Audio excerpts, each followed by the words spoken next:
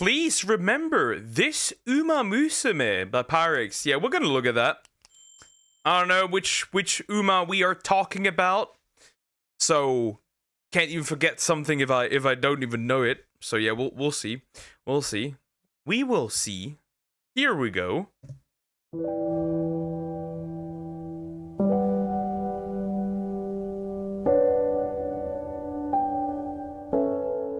それでは改めまして自己紹介をしましょう。こんにちは、アストン・マーチャンです。 Aston Machan. Nope. Does not ring a bell. Does not ring a bell at all. よろしくね。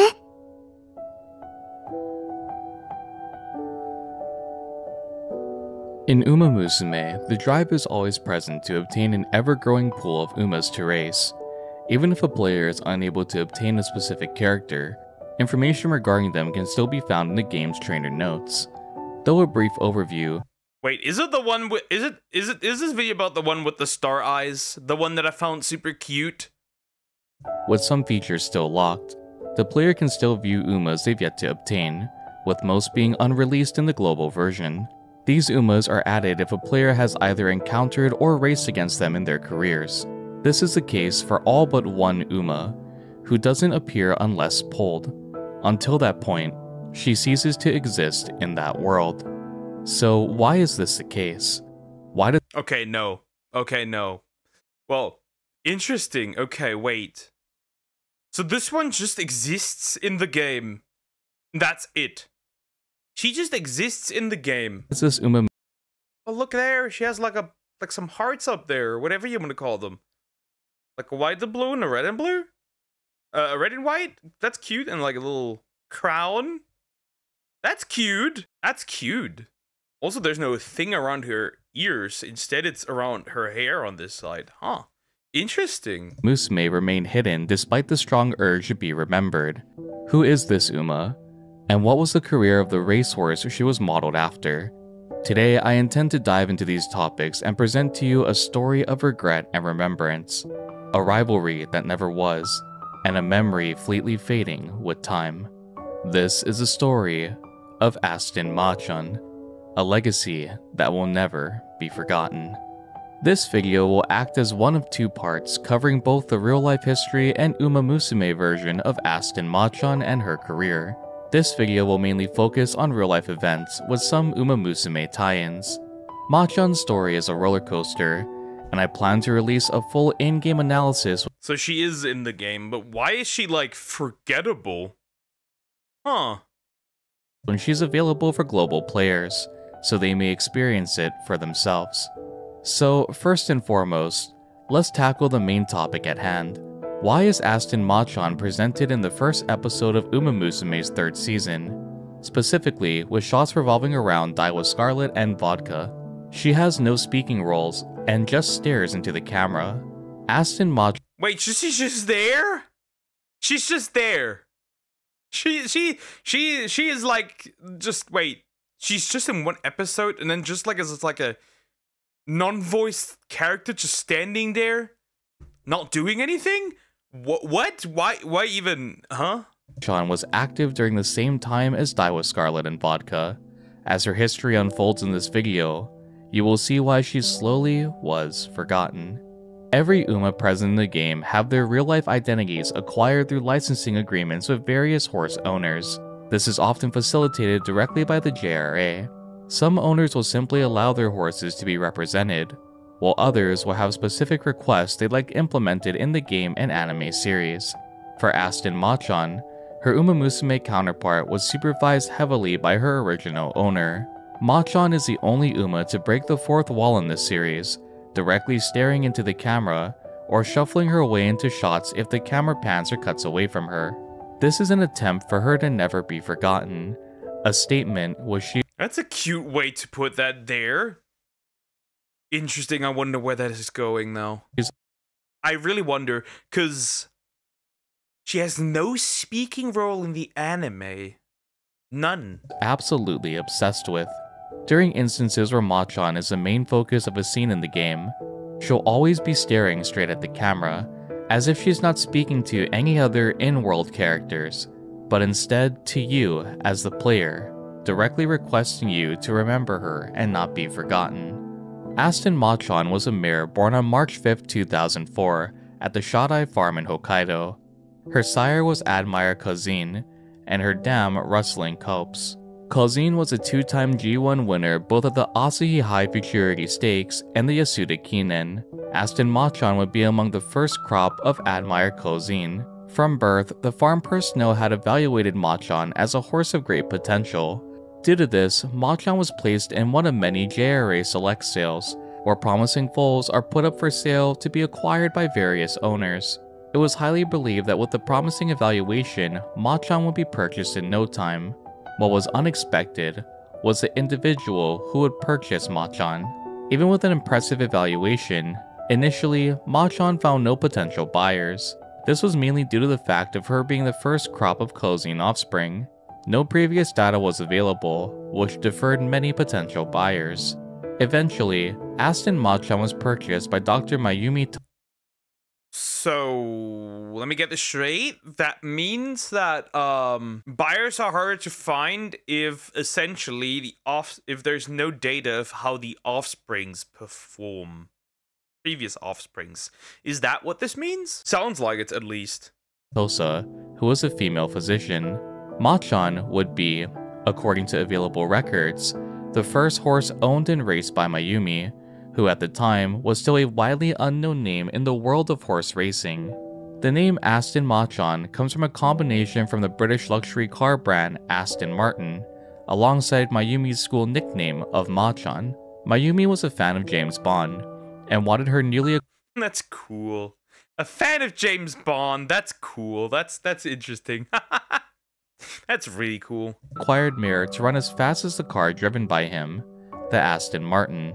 Aston Machan, following the acquisition by Mayumi, would be placed in the Rito Training Center, where she'd eventually be paired with Sei Ishizaka. Like many others, Ishizaka was skeptical of Machan's potential, being the first crop of Kozin offspring. During the training that followed, and despite the mass skepticism, Machan showed great potential. She was incredibly light on her feet, allowing her to show excellent speed as training progressed. Machan was also a fast learner, being among the most advanced group in terms of progress leading to her 2-year-old year. Just like her name, both Mayumi and Ishizaka believed that Machan could perform well even in state-graded races. On July 22, 2006, Aston Machan entered the Kokura racecourse for her debut. Though Machan showed promising speed during training, it was still unclear what racing aptitude suited her best. For this race, Machan would also be ridden by the renowned jockey Yutaka Take. Machan would be second favorite, even with Take as her jockey and her impressive. Interesting. Okay. That's a familiar face. We know that face. Have you heard about the new Japanese Prime Minister? Yes, I have. I know. Also, hi, I'm a fan. How are you doing? Hope you're doing good. Speed. The favorite was Charmant Rennie, jockeyed by Ryuji Wada. Though second favorite, the odds difference was minimal between the two racers. Take decided to use this as an opportunity to teach Machan how to race, easing her into the scene rather than forcing her to go all out. Thick horsewoman legs, anyways. A racehorse can show promising talent, but having an exceptional jockey can only elevate that performance. Over the course of the race, Take kept steady pace of Machan, and on the final homestretch, a fierce battle erupted between the two favorites. Machan would ultimately lose this race to Rennie, and a new discovery would be unveiled about Machan as well. At the final homestretch, Machan, as Take recounts, seemed startled and began losing focus, drifting outward as the race progressed. This caused Machan to be overtaken. She struggled with concentration, and this was something that her trainer took note of, aiming to help her overcome this hurdle alongside her. Even though she placed second, it was clear that Machan could perform well in short distance. Interesting. Okay, we got short distances here in this case. Yeah, let's see, Lisa, let's see where this is going. Races. Due to this, the following 3 races Machan would participate in would range from 1200 to 1400 meters, and the results only act to solidify her. Yeah, second, and then 3 times first. Also, 2006. I wonder if she's still around. Probably not. Strength in short distance racing. In her second race, the 2-year-old maiden, Machan would hang in second place and alongside Wada, overtake the leading position, securing a victory by a half length. At the knee-size stakes, Machan's third race, something extraordinary quickly unfolded. Samejima, a relatively new jockey, kept Machan in second place, pacing her until the final homestretch. This strategy was the same Samejima had used with another horse of Ishizaka's stable, Paradise Bird. As they approached the final 200 meters, Machan challenged a first place position, and before long, overtook the lead, securing a confident victory. To the audience, Machan was strong. She blitzed past the leading position, but she didn't look like she was anywhere near her limit. Machan's fourth race, the Fantasy Stakes, would once more pair her with Take. This race was Machan's longest distance in her career, being 1400 meters. Now, before you go commenting that the change in aptitude is minor, it plays a great impact specifically on horses adept to shorter aptitudes. Unlike sprint races, which Machan had been participating in, a horse cannot simply run at full speed from start to finish without issue. Okay, see, since she's like, forgotten in a sense, I wonder how this career and her career ends. I'm curious. But I mean, a horse usually lasts 10 years. That's not true. Is it not up to 25? I think. No, it's not 10 years. No, it's 22 to 20 22 to 28 years. So yeah, you're incorrect. You're completely incorrect. What? For some reason this teddy ear says green, catch it. Mile distances and greater act to test a horse's cardiovascular endurance and energy conservation. For horses with limited stamina, burst acceleration, or haste to run away, mile races and beyond are simply out of reach. The media, who had praised Machan for her speed, were now divided with her participation in the Fantasy Stakes. As the race began, it was visibly clear that Take was trying to keep Machan calm, forcing her to retain a steady pace. Had Take not attempted to control Machan, she would have surged to the front as she'd done many times before. Even a well-seasoned jockey like Take. So he's holding her back. Also calm. Why would she be? Yeah, probably the length makes her more stressed out. Okay. Struggled to keep Machan restrained until they reached the final homestretch. As they approached the final straight, Take allowed Machan to run freely, and she did not disappoint. Boasting a display of explosive acceleration, Machan easily broke away from the rest of the pack, and won the Fantasy Stakes by 5 lengths over the second place recipient, Excuse. This wasn't only a staggering victory, but also a record-setting time of 1 minute 20.3 seconds. This victory not only relieved Take, but also Aston Machan's trainer and owner. This 200-meter difference didn't cause Machan a devastating loss, but instead provided a glimpse into a bright future to come in her career.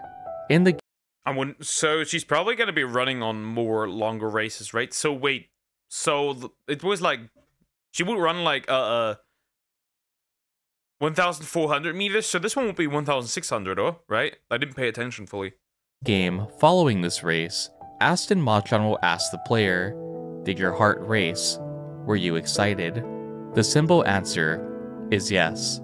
The fans, Take, Mayumi, and Ishizaka were all overjoyed by Machan's stellar performance. Take would later comment on Machan's performance in the Fantasy Stakes, and his reasoning behind holding Machan back for so long. At this point, the media was already drumming up Aston Machan's name. She was an incredibly strong filly, and many believed that she had the capabilities of winning the upcoming Oka show, the first leg of the Triple Tiara. The record time was already— Ooh, let's see if she actually gets the Triple Tiara, or is this another case of phantom Triple Tiara? impressive. But what was even more staggering to witness was Machan's ability to distance herself by 5 lengths with ease over a mere 100 meters. Take would state that he was all too aware of Machan's inability to retain focus, and due to this, he'd wait until the last possible moment to allow her to fully burst forward. Machan had a tendency to let her mind wander, so Take did all he could to remain vigilant and So, ADHD horse. That's a new one. Machan for a majority of the race, though Take would state that Machan appeared to have eased her way into racing, and this race in particular did yield results. He also would state that as the competition got stronger, Machan's lack of concentration would be her greatest weakness. Take would continue, addressing Machan's aptitude. Though she was fast in the final 100 meters, Take observed that Machan simply wanted to rush forward, and due to this, he concluded that her best distance would most likely remain at 1200 meters.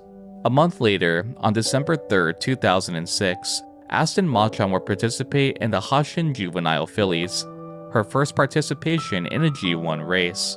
Once more, Take would take the reins, ready to guide Machan to another victory and overcome her lack of concentration.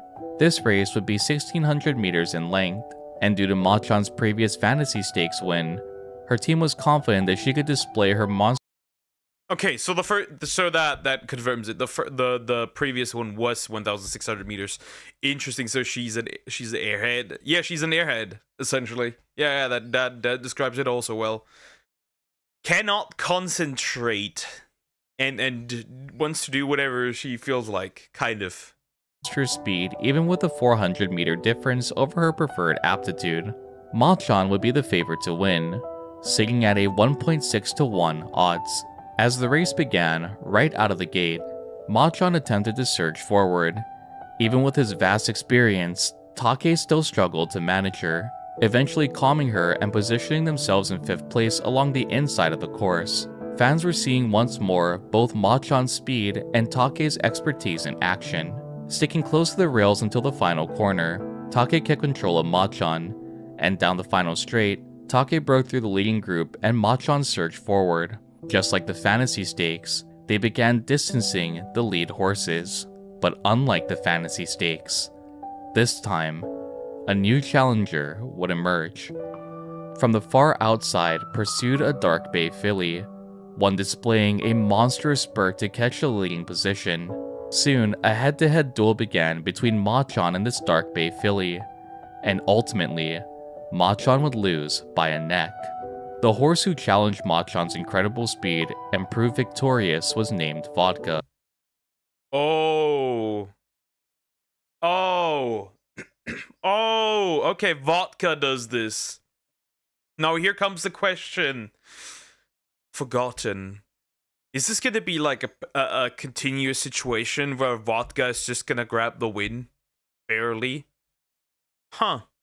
Vodka, though at the time still widely unknown, was a racehorse capable of strong performances. Utilizing longer strides inherited from her sire, Tiny No Gimlet, she showed a clear display of potential, defeating Machan in this race. Vodka wasn't the favorite, but sat 4th to win this race. Vodka also had recently entered the racing scene, only debuting a month before racing off against Machan. This race would be the beginning of a dominant presence in the racing world by Vodka, one that would redefine her generation, and leave a lasting impact on the world of horse racing.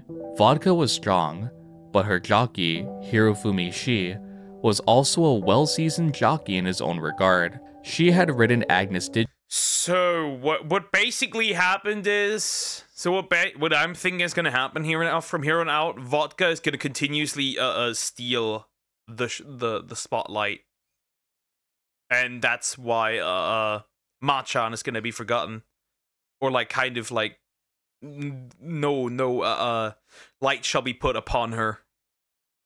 Nah, I don't think that's the reason why she's named Vodka. I don't think because of the drink. Maybe, but I don't think so.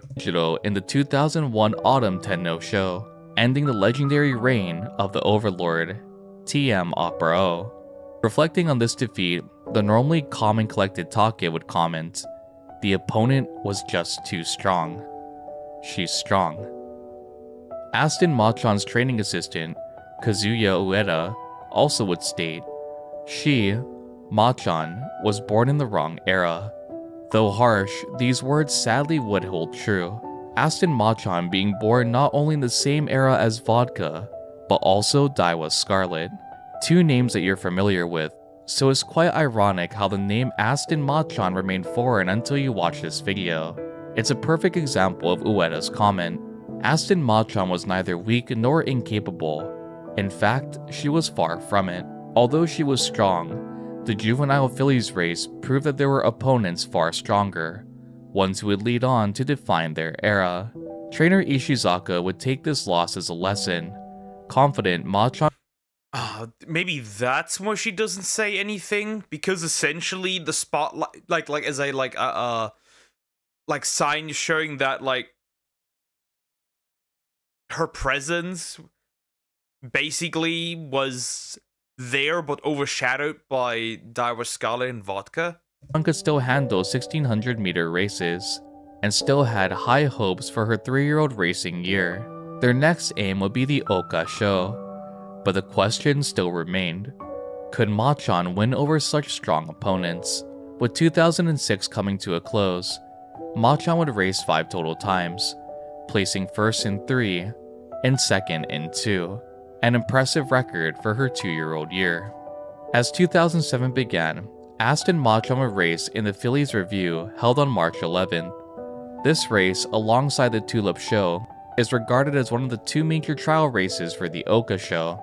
The review is 1400 meters in length, 200 meters shorter than the juvenile fillies race Machan participated in the previous year. Machan's rival, Vodka, had also won the Tulip show the previous week, setting the stage for Machan to prove herself in the second trial race leading up to the Oka show. Unsurprisingly, Take remained as Machan's jockey, and Machan once more was the overwhelming favorite to win. Take, just like he did previously, restrained Machan from bursting forward straight out of the gate, easing her into 3rd place as the race continued. Allowing Machan to fully spurt down the final straight, she quickly overtook the lead effortlessly, claiming a victory by 2.5 lengths over the 2nd place recipient, Amano Cherry Run. Even with this victory, and redemption from her previous defeat, something didn't sit right with Take. After the race, he commented that Machan has too much speed. Though it could be seen as a compliment, it was not a statement of unqualified. So, why is my voice dying? So, this is in fact going to be just like, she's just overshadowed by all the other strong horses. She's just overshadowed by all the other strong horses. I guess Soviet horse, no, Japanese horse. Most of them are, almost all of them are Japanese. Praise. Take didn't simply state that Machan was fast, but the fact that she was too fast. Her uncontrollable urge to run at full speed straight out of the gate consumed far too much stamina, making increased distances difficult for her to overcome. According to Take, there were many things Machan still needed to learn in racing. The Oka show will be on the outer track and the competition fierce. Even with these comments, trainer Ishizaka would still hold hope in winning the Oka show. When faced with the media, he advised them to share the reality of Machan's situation and not simply her triumphs. This was an ever-growing uphill battle, and despite being best suited for 1200-meter races, her team pushed forward to have her compete in greater distances. As the Oka show rapidly approached, horse racing journalists analyzed the filly rankings and produced their findings. At the top spot, undisputed, stood Vodka, as an over— Yeah, 99 points. The strongest one. Easily. Not comparable.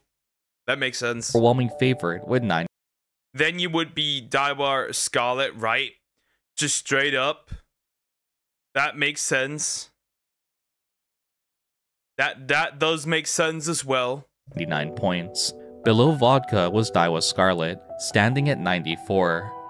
And below both of them stood Aston Machan, tied in 3rd place with 83 points, with Excuse and Nishino Charmy. Vodka's evaluation was overwhelming, and her status as the main favorite for the Oka show remained unshaken. Scarlet, who sat 1 place under Vodka, had only narrowly lost to her at the Tulip show.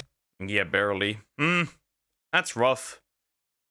Yeah, she was, in fact, born in the wrong generation. That is very clear now. Yeah, she was born in the wrong generation. Sad. Even so, Scarlet was still highly regarded due to her exceptional pedigree, being a granddaughter of Sunday Silence and the progeny of Agnes Tachyon. As stated before, Machan, due to her sprinting aptitude, was simply born in the wrong generation. She was an adept to greater distances, and to top it all off, she shared the race course with two monsters of her generation. Even with her strength, Machan began to fade into their shadow. On April 8, 2007, Aston Machan would enter the race course against these two era-defining mares. Vodka, jockeyed by Hirofumi Shi, stood as the overwhelming fan favorite with a 1.4 to 1 odds. Aston Machan, once more jockeyed by Yutaka Take, stood second at a 5.2 to 1 odds. Under Machan was Daiwa Scarlet, jockeyed by Katsumi Ando, who stood at a 5.9 to 1 odds. It is Yeah, there's no way. There's no way. She's gonna be able to pull up against these people 100%. It's sad. It's sad. I hope that her Uma Musume story has in fact a good ending. It's important to note that in this race, the fourth horse, Shonan Talent, would stand at a staggering 34.7 to 1 odds, and fifth favorite, Emmy's Smile, stood at 44.6 to 1. Emmy's Smile, that's a cute name. It was obvious, even if evaluated lower than Vodka and Scarlet, many still saw Machan's potential to emerge victorious at the Oka show. The audience expected to see a fierce three-way battle for the finish, with these three favorites each pushing the other to their limit. The truth is, two would live up to that expectation, with one falling further behind in their shadow. This race in particular is a primary reason for Machan's appearance in Uma Musume as a background character to Scarlet and Vodka, a ghost who never utters a single word, yet demands the viewers' undivided attention. Unlike previous races, Take wouldn't be able to restrain Machan. Showing her usual temperament, defying Take, Machan would run at full speed to second place approaching the final corner. She's gonna lose this probably because she just used up way too much power. Right? Because he lost control. Hopefully there's no injury incoming. I am seeing it though. Crossing into the final homestretch, Machan would drift further behind. Take, who had already expressed his concern with Machan on longer aptitudes, would once more comment that Machan continued to show sprinter tendencies. Had she run smoothly with the flow of Take's, I think she could have won here, but that's probably, unfortunately, not really the case. Yeah, maybe it was from the get-go not a good decision to make her run longer aptitudes if that's just not her category. Guidance. He had full belief that she could have contested both Vodka and Scarlet at the Oka show. Scarlet emerged victorious, with Vodka narrowly taking second place. This would mark the shift in their generation, with Scarlet and Vodka trailblazing a legacy together, while Aston Machan would be forced to follow a different path. It had become clear that Machan thrived in sprints, but the devastating loss at the Oka show only acted to solidify this thought. Even with Take at the reins, races beyond that aptitude were not suitable for Machan at all. After the Oka show, Aston Machan's team decided to give her a long break and plan for the future. This break would last from April to July in 2007. As Machan rested, her rivals would continue to make history. Vodka would be the first mare in 64 years to win the Tokyo Yushun, the Japanese Derby, and Scarlet would not only win the Oka show, but would go on later in that year to win the Shuka show as well. Heeding Take's previous... Yeah, she just had no chance whatsoever. Yep, no chance, nope. Absolutely impossible. Assessment on Machan. The path was set to pursue a career of only sprint races, staying true to Machan's natural aptitude. On August 12, 2007, Machan will return to the racing scene, participating in the Kitakyushu Kinen, a G3 sprint race. Her jockey this time was Yasunari Iwata, who had previously won his first graded race with Believe. Machan was the overwhelming favorite, sitting at a 1.8 to 1 odds. As the race began, Machan showed great promise, displaying to the audience the difference between her behavior in this race to her longer distance ones. She displayed her natural speed, And while other experienced sprinters struggled to push forward, Machan would continue her confident pace. As they hit the final home stretch, Machan would fall behind, with 5 racers in total surpassing her. This ultimately resulted in Machan placing 6th, and left many questions for her team to tackle. This stage should have been ideal for her, so why did she falter? Was this not her preferred aptitude? Was the team's guidance wrong? A dominating display in her 2-year-old year left one answer: the fact that she had matured early, and now her performance began to plateau. Oh, so horses can mature early and then just like fail often? That's kind of sad though. Lingering concerns also existed of overcorrection. Perhaps her time with Take and longer aptitudes resulted in mental instability. With lingering concerns, the team was forced to press onward to their main target, yet another G1 race, the Sprinter Stakes. On September 30th, 2007, that day would finally arrive. This was Machan's opportunity to redeem herself and prove her mastery in sprint races. In preparation for this race, Machan had practiced more on slope-based tracks, aiming to strengthen her body. Over time, her results became visibly clear. Her muscle mass increased, and she rose 10 kilograms in the course of a month. For the Sprinter Stakes, Aston Machan wouldn't be jockeyed by Yutaka Take.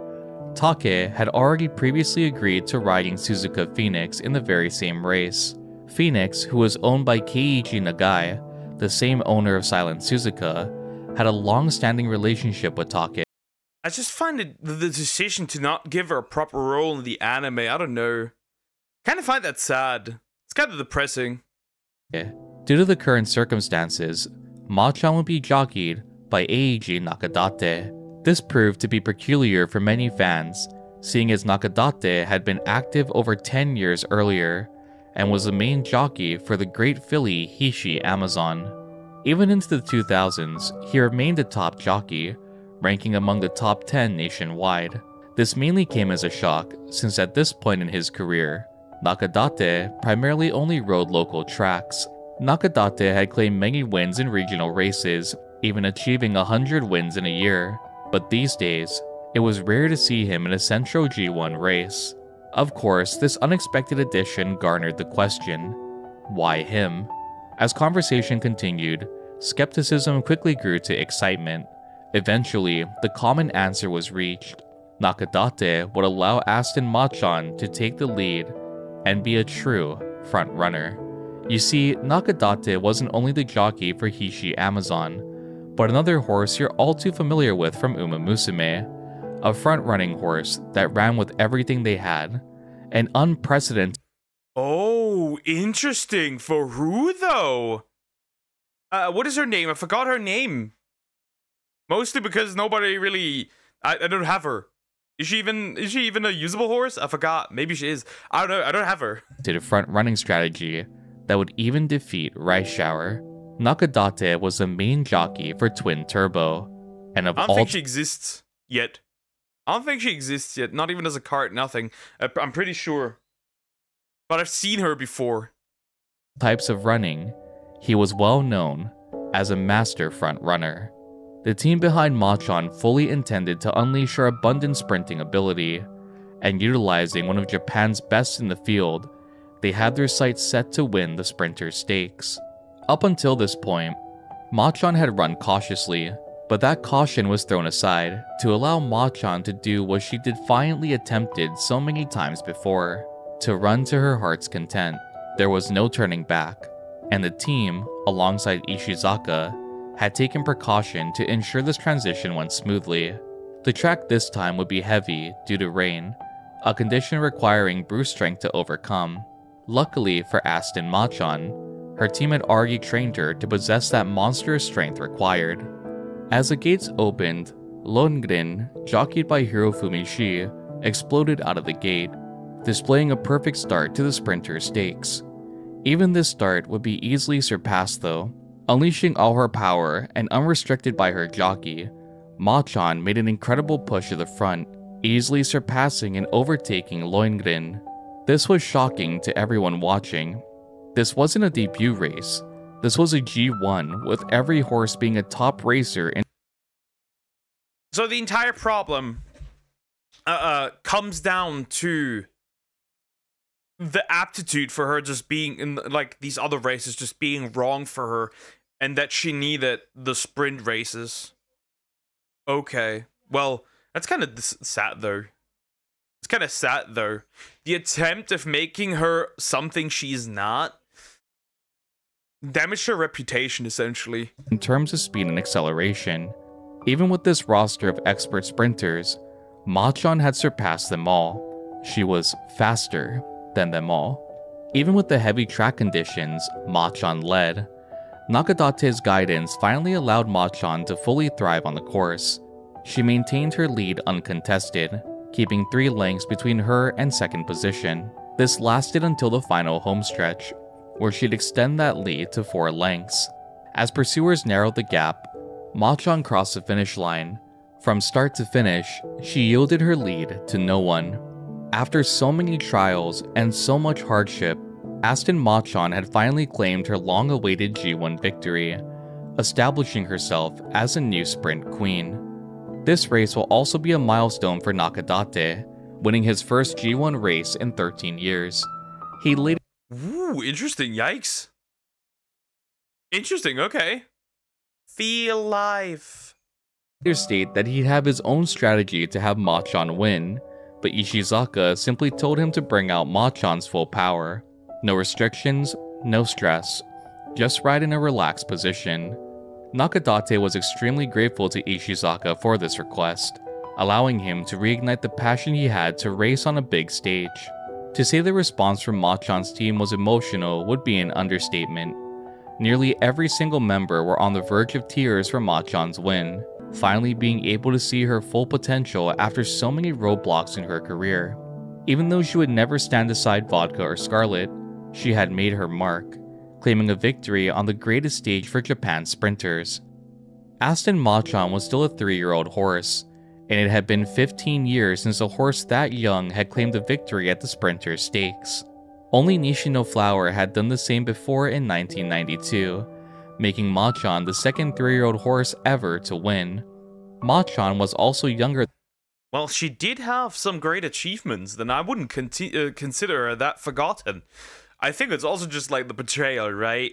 Her being in like one episode of season 3 and then like not even doing that much, just like existing, standing there menacingly. That's kind of also a problem, I think. Than Flower at this time, making her the youngest horse in Japan's history to win, only elevating the accolades. Even with this monumental victory, it sadly will remain in the shadow of the 2 super fillies of her generation. Sadly, as we've seen many times before, with this victory would come a tragic downfall. Oh nah, we're gonna get hurt. We're gonna get hurt and pain. Horse. Yeah, Lucine, horse. Also, hi, how are you doing? Hope you're doing good. Yeah, Zoom, they tried to harass me, but I didn't give them the attention. Just straight up permanently hide. I don't have time for that. Eventually they're gonna run out of accounts and it doesn't matter. Her 10th race would be at the Swan Stakes, where alongside Nakadate, she'd devastate the audience and finish 14th. With Machan being a young horse, expectations were still high to see a turn in her career in the Hong Kong Sprint in December. Equine influenza forced Machan to withdraw, and once more, it was announced that she'd rest for the remainder of the year. On February 10th, 2008, Aston Machan entered the Silk Road Stakes, this time accompanied once more by Yutaka. So she got sick and then was just gone for an entire year. Yeah, it usually goes downhill from here, so yeah. Take. Instead of trying to ease into longer distances, Take would allow Machan to show her full strength in her preferred 1200 meter distance. Even with this once more being Machan's specialized aptitude, she'd ultimately place 10th. Even Take was unsure of what happened. Aww, that's sad. No. Let's see how this ends. Had occurred. Unlike before, he hadn't felt anything off with Machan, nor did he act to hold the reins to command her to pace. Like previous evaluations, Machan was still young, and only showed potential to grow as her team planned to race her in the Takamatsunomiya Kinen in March. Following this, her team had high hopes and planned to race her overseas. But that did not happen. A newspaper No. Where are we going with this? No. She's gonna die young, isn't she? article published in April 2008 would be headlined, Aston Machan, Sudden Death. So she dies young. No! I hate this! Death due to acute heart failure. The article continued, Aston Machan, last year's Sprinter Stakes winner, who had been treated at the Rito Training Center Clinic for X colitis, died on April 21, 2008. She had 11 career starts and 5 wins, including 4 graded victories. X colitis is colitis of unknown causes.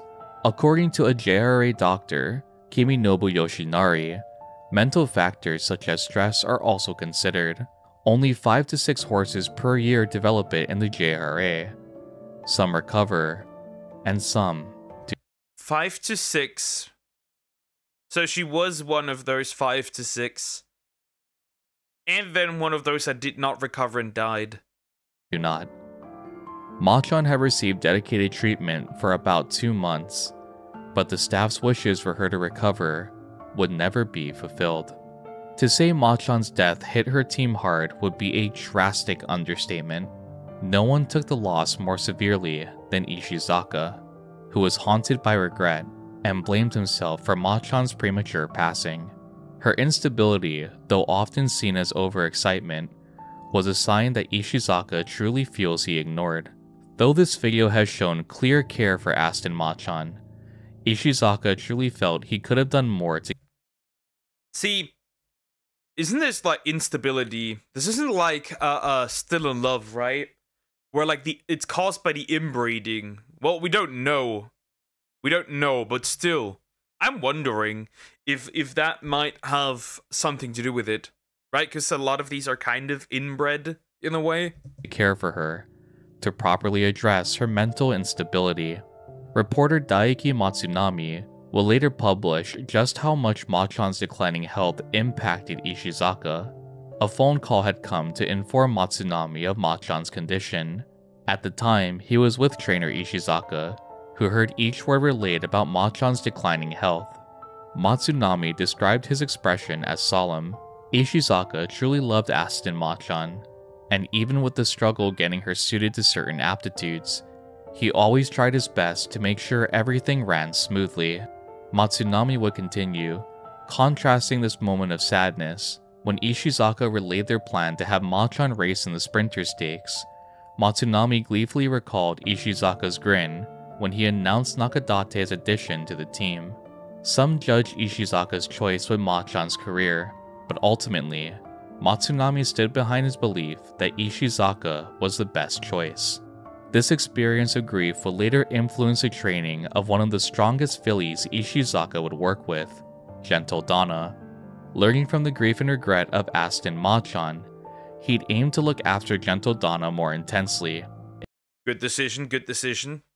Even though I don't know that horse, she's a legend. She for real is. She'll be part of a horse race hall of fame. Unfortunately, she's more so forgotten because other horses of her generation were just way better, way stronger. Ensuring such carelessness wasn't allowed to happen again. Aston Machan, despite being born in a strong generation, one defined by Sunday Silence blood, would blaze her own path. She was described as a charming filly, and through her journey of hardship, had gained an idol-like popularity. As the years progressed though, she began to fade to a distant memory, behind the shadow of Scarlet and Vodka. This would be the reason Machan aims to never be forgotten in the world of Uma Musume, the reason she's behind the shadow of Vodka and Scarlet, and why she appears so often looking directly in. She's just there. Yeah, it's true, she's just there. She doesn't do anything, she's just there.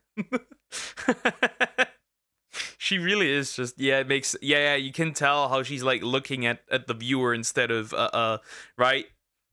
Scarlet looking to the side, Vodka looking to the side, and then Machan just looking at us. Yeah, you can tell. To the camera. She wants you to remember her. The only way her legacy can continue is if she's never forgotten. A silent but desperate plea, masked behind a gleaming smile, and eyes longing for the adoration she received during her time racing. This was the story of Aston Machan, a filly who paved her own legacy, and against Japan's strongest, still left a mark on the racing world. Personified in Uma Musume by a soft-spoken Uma with a deep compassion for her fans, and a yearning to never be forgotten. Did you enjoy this video, and what was your favorite part? Be sure to let me know in the comment section down below. Thank you all for joining me, and as always, I will see you all in the next video. Yeah, this one was depressing. This one was genuinely depressing. So, we got a good, really kind of strong horse, right? Though she really couldn't compete with the other two, with Vodka and Daiwa Scarlet. And then also the bad decision, in my opinion, to let her race in aptitudes that just weren't hers. Yeah, that's really sad. Yeah, this one was depressing, unfortunately. This one was rather depressing. Though, yeah, we won't forget her. She's cute, we won't forget her. Anyways, like, comment, and subscribe.